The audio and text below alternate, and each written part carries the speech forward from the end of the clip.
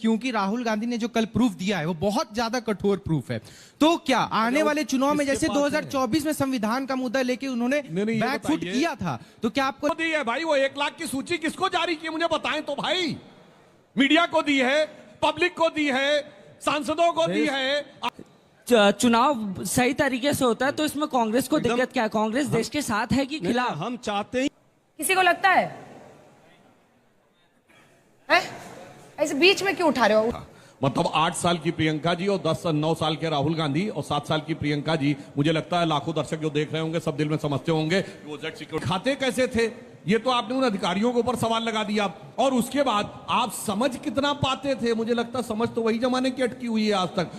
राहुल गांधी हर बार कुछ धमाका करने की बात करते हैं, और जब भी धमाका करते हैं तो उसके धुएं के चपेट में खुद आ जाते हैं। इस बार उन्होंने एटम बम फोड़ने की बात कही थी और एटम बम फोड़ दी है, और एटम बम फोड़ने के बाद उससे जो धुआं निकला उस धुएं के लपेटे में खुद नजर आ रहे हैं, या फिर वह मात्र एक सुतली बम रह गई।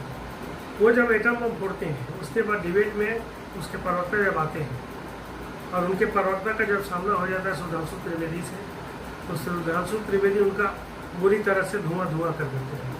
आज की डिबेट में अजय उपाध्याय के सामने थे सुधांशु त्रिवेदी, और सुधांशु त्रिवेदी ने किस प्रकार से धुआं किया, चलिए देखते हैं इस वीडियो में।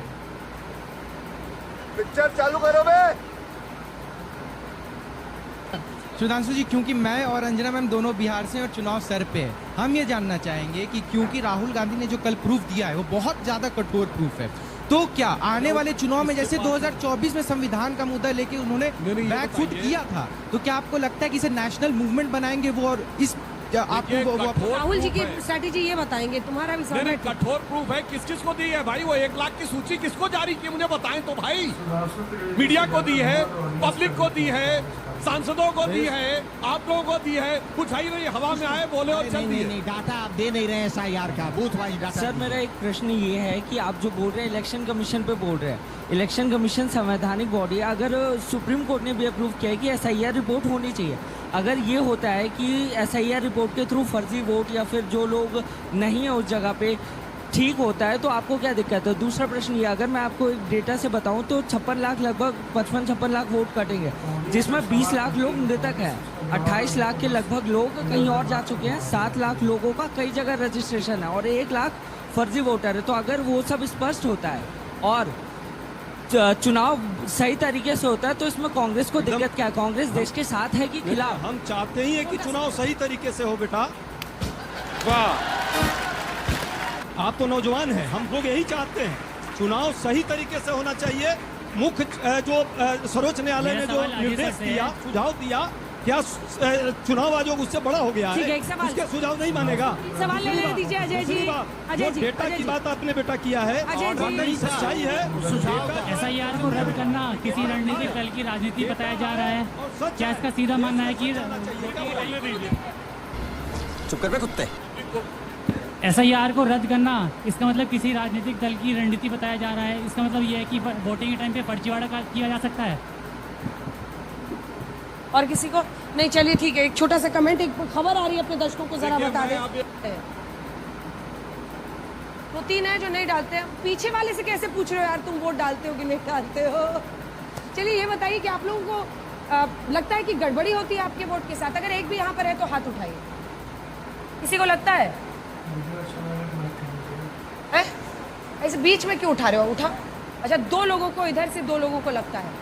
चलिए आपके सवाल भी लेंगे और उसका जवाब सुधांशु जी देंगे। सुधांशु जी, पूरा खेल इसीलिए मैंने यहाँ पर बच्चों से पूछा, भ्रम का है। अगर मन में शक आ जाएगा तो फिर उसका निवारण कैसे होगा? विपक्ष कहता है कि आप SIR पर संसद में बहस कीजिए, आप लोग कहते हैं कि हम कैसे करेंगे, वो तो संवैधानिक बॉडी है, उसको जवाब देना है, कौन जवाब देगा? लेकिन सवाल है कि अगर वोटर के मन में डर आ जाएगा तो क्या कीजिए? देखिए, भ्रम और झूठ की शुरुआत कहाँ से होती है? अभी राहुल गांधी जी का आपने स्टेटमेंट दिखाया, क्या करें? 1980 में जब मैं बच्चा था तो मैं लेई बना के कांग्रेस के पोस्टर लगाता था। मतलब 8 साल की प्रियंका जी और 9 साल के राहुल गांधी और 7 साल की प्रियंका जी, मुझे लगता है लाखों दर्शक जो देख रहे होंगे सब दिल में समझते होंगे वो जेड सिक्योरिटी में जाके लेई लगाते थे। समझ जाइए आदमी किस प्रकार की बातें करने की शुरुआत करता है। यही समझिए इन्होंने जाके क्या बोला था, मैंने अपनी दादी के जमाने से देखा है PMO में जाकर किस प्रकार का डिस्क्रिमिनेशन होता था SC और OBC के साथ। भाई साहब, जब दादी जी की मृत्यु हुई तब आप 14 साल के थे, अब ये 11, 12, 13 साल की उम्र में आप पीएमओ में जाते कैसे थे? वो अधिकारी आपको दिखाते कैसे थे? ये तो आपने उन अधिकारियों के ऊपर सवाल लगा दिया। और उसके बाद आप समझ कितना पाते थे? मुझे लगता है समझ तो वही जमाने की अटकी हुई है आज तक, उसके आगे की समझ हुई आज तक हुई नहीं है। अब आते हैं इसके ऊपर जो आज की बात है। देखिए, राहुल गांधी जी ने नासमझी में क्या काम किया कि एसआईआर का केस इतना स्ट्रॉन्ग कर दिया है कि यानी अब वो खुद कह रहे हैं कि अगर गड़बड़ हो दिखाई पड़ रही है तो भाई इसकी पूरी जांच होनी चाहिए। अब तो उनके हिसाब से एसआईआर नहीं, एनआरसी भी होना चाहिए। दूसरी बात मैं कर रहा हूं, यहाँ जितने लोग बैठे सबने कहा कि उन्होंने वोट डाला। जब आपने अपने डिटेल्स दिए होंगे तो उसमें एक लाइन होती ना, मैं शपथ पूर्वक कहता हूं कि मेरे सारे तथ्य सही हैं, अन्यथा जिम्मेदारी मेरी होगी। बस इतना ही तो चुनाव आयोग कह रहा है कि भाई जो आप लिख के दे रहे हैं वो भी शपथ में लिख दीजिए। अगर ये सारे लोग लिख सकते हैं, लाखों दर्शक जो देख रहे हैं वो लिख के दे सकते हैं, तो राहुल गांधी तो शहंशाह आलम वली अहद सल्तनत फर्जंद अंजुमन हूं, मैं थोड़ी लिख के दूंगा। मैंने तो कह दिया, बस उतना ही काफी होगा। तीसरा मैं कहना चाहता हूं, अब बिल्कुल आप टेक्निकल देखिए, आज अभी 1 सितंबर तक बिहार में आरोप जो जिसको प्रॉब्लम है वो अपने वो दे सकता है। 1,60,000 विपक्ष के वोटर हैं, वो सॉरी बूथ लेवल एजेंट हैं।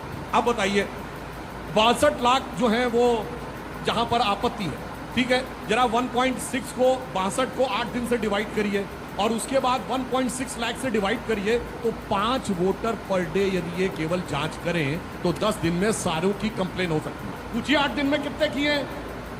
अरे करेंगे ही नहीं, क्योंकि जब कुछ है ही नहीं तो करेंगे कहां से। इसीलिए इनका कुल मिलाकर मामला ये है। और जहां तक मैं कहना चाहता हूं एक और बात, देखिए कर्नाटक की एक असेंबली सेगमेंट के लिए कह रहे हैं, कर्नाटक में आपकी सरकार, आपका सीएम क्यों नहीं प्रेस कॉन्फ्रेंस कर रहा? डिप्टी सीएम क्यों नहीं बोल रहा? चलिए आप कहेंगे सरकार से नहीं बुलवाना, तो प्रदेश अध्यक्ष क्यों नहीं बोल रहा? आपके राष्ट्रीय अध्यक्ष खड़गे जी कर्नाटक से हैं, सबसे सीनियर नेता है, वो नहीं बोल रहे हैं। यानी सरेआम राहुल गांधी अपमान कर रहे हैं कि कर्नाटक स्टेट के बारे में उनको अपने सीएम, डिप्टी सीएम, प्रदेश अध्यक्ष और राष्ट्रीय अध्यक्ष ज्यादा पता है। It is a PR exercise. और लास्ट में मैं कहना चाहूंगा, अंजना जी जो आपने कहा कि वहम, अगर भ्रम उत्पन्न हो जाए, बिल्कुल भ्रम का इलाज तथ्यों से हो सकता है, मगर जिसको भ्रम कहां से उत्पन्न हो जाए? इन्हें सेना में भरोसा नहीं था, सर्जिकल स्ट्राइक के बाद इनको भ्रम था, बालाकोट के बाद इनको एयरफोर्स पे भ्रम था, इनको भ्रम था एलआईसी बर्बाद हो गया, LIC all time high profit में, एसबीआई बर्बाद हो गया, SBI all time high profit में, एचएएल बर्बाद हो गया, एचएएल के 14% वो आ गए, इनको वैक्सीन पे भ्रम था, इनको राम मंदिर के मुहूर्त पे भ्रम था। अरे भैया तेरे भ्रम का कौन क्या इलाज करेगा? और जब चुनाव आयोग कहता है कि भाई शपथ पत्र दे दो, तो जानते क्या होता है? जब वो ये कहते हैं कि मैं शपथ नहीं दूंगा, मैं पॉलिटिशियन हूं, मेरी बात मान ली जाए, तो उनके लिए एक लाइन कहना चाहूंगा।